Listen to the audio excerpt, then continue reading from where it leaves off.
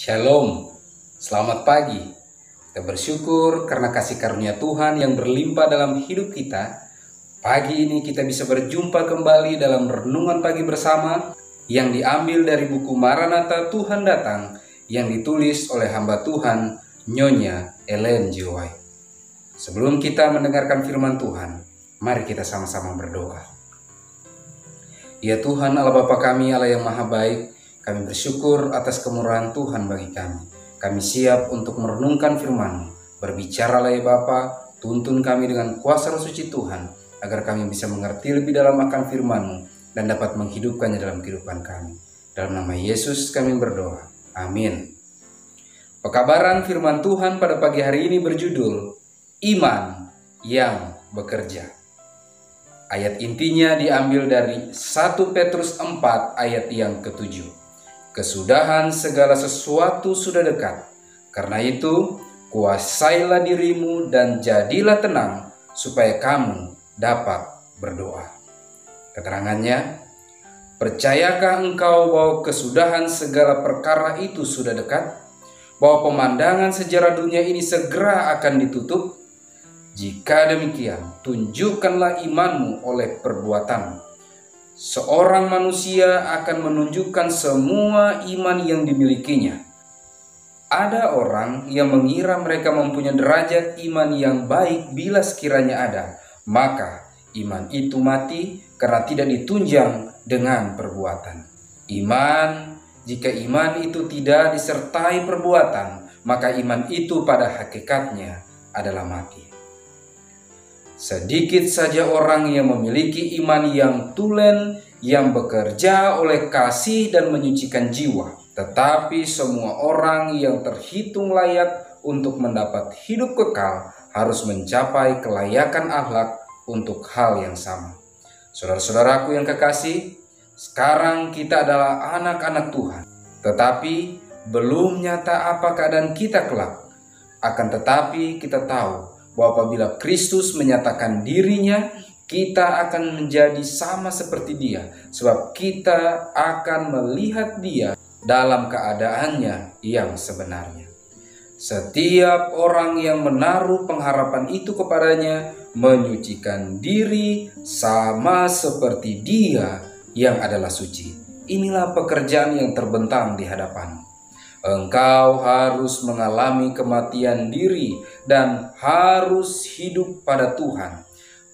Kalau kamu dibangkitkan bersama-sama dengan Kristus, carilah perkara yang di atas di mana Kristus ada, duduk di sebelah kanan Allah. Diri tidak perlu diremuk. Kesombongan, cinta diri, keserakahan, kecurangan, mencintai dunia, benci, kecurigaan, iri hati, angan-angan yang jahat, semuanya harus ditaklukkan dan dikorbankan selama-lamanya. Ketika Kristus muncul, bukan waktunya membetulkan kejahatan-kejahatan ini, lalu kemudian memberikan kelayakan moral untuk kedatangannya. Semua persiapan ini harus dilakukan sebelum Ia datang. Hal ini harus menjadi pokok pikiran untuk dipelajari dan diselidiki dengan sungguh-sungguh. Apakah yang harus kita lakukan supaya selamat? Bagaimanakah seharusnya tingkah laku kita supaya berkenan di hadapan Tuhan?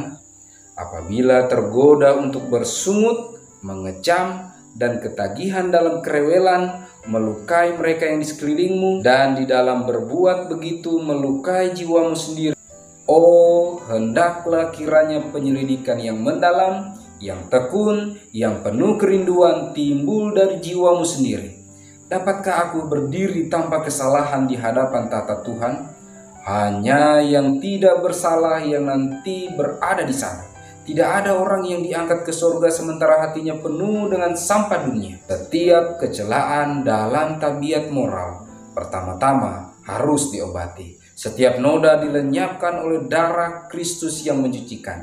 Dan semua sifat yang tidak baik, yang buruk dalam tabiat harus dikalahkan. Pekabaran firman Tuhan pada pagi hari ini menegaskan iman yang kita miliki harus sejalan dengan apa yang kita lakukan. Tunjukkanlah iman kita dalam perbuatan kita.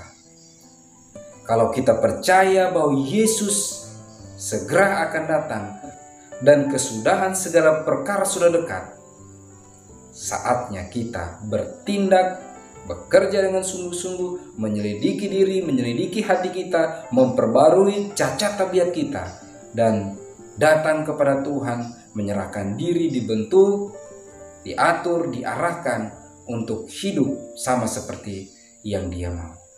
Masing-masing kita harus mati secara pribadi, mati diri, dan membiarkan Yesuslah yang hidup dalam kehidupan kita. Semoga kita tetap kuat mempertahankan iman kita. Iman kita terus bertumbuh, dan dengan pertolongan Tuhan, apa yang kita imani, kita hidupkan, kita kerjakan. Dan dengan pertolongan Tuhan, kita siap apabila Dia datang di kali yang kedua. Adalah doa dan harapan kita bersama. Mari kita sama-sama berdoa. Ya Tuhan Allah Bapa kami yang bersemayam dalam tata surga, kami bersyukur memuji Engkau karena kebesaran kuasa-Mu ya Tuhan. Pagi hari ini kami telah merenungkan firman-Mu. Kiranya Roh Kudus Tuhan memampukan kami untuk mengerti lebih dalam akan firman-Mu dan dapat menghidupkannya dalam kehidupan kami. Bantu kami untuk terus bertumbuh dalam iman kami. Kami bisa menghidupkan apa yang kami imani ya Bapa. Dan dengan pertolongan Tuhan, kami semua mau rindu untuk siap menerima roh hujan akhir, dan kiranya materai Allah menjadi bagian kehidupan kami. Diberkatilah seluruh umat-umat Tuhan yang mendengarkan pekabaran hari ini. Apabila ada yang sakit, ada yang bergumul, permasalahan atau kesulitan apapun yang sedang dihadapi, kiranya Allah yang maha baik memberkati, mengurapi, menuntun, menguatkan, sehingga dengan pertolongan Tuhan bisa diberikan solusi yang terbaik. Dan dengan kasih-Mu ya Bapa, kami semua menyadari indahnya berjalan bersama-sama dengan Engkau. Terpuji-pujilah nama-Mu ya Tuhan. Jadilah menurut apa yang Kau pandang baik, bukan kehendak kami. Dalam nama Yesus kami berdoa. Amin. Maranatha, Tuhan datang. Tuhan Yesus memberkati.